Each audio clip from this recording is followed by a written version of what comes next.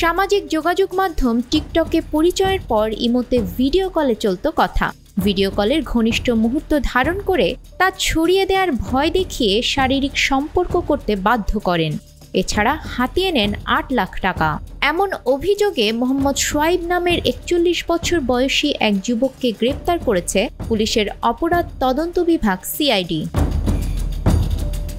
মঙ্গলবার সিআইডির বিশেষ পুলিশ সুপার জসিমউদ্দিন খান এ তথ্য নিশ্চিত করেন। তিনি বলেন, সোমবার রাজধানীর শাহজাহানপুর থানার মালিবাগ এলাকায় অভিযান চালিয়ে সোয়াইবকে গ্রেপ্তার করে সিআইডির সাইবার পুলিশ সেন্টার।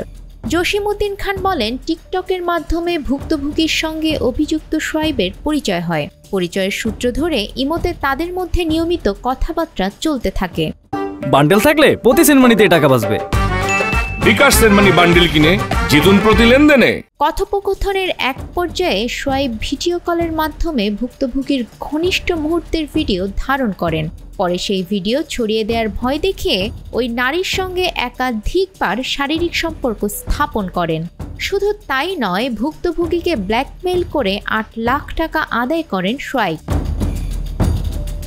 পুলিশের এক কর্মকর্তা বলেন, পরে সোয়াইব আরও অর্থ দাবি করলে ভুক্তভোগী তা দিতে অস্বীকৃতি জানান। এরপর তিনি ওই ভিডিও ছড়িয়ে দেন। ঘটনার পর ভুক্তভোগী গত ২৬ জুন রামপুরা থানায় একটি মামলা দায়ের করেন।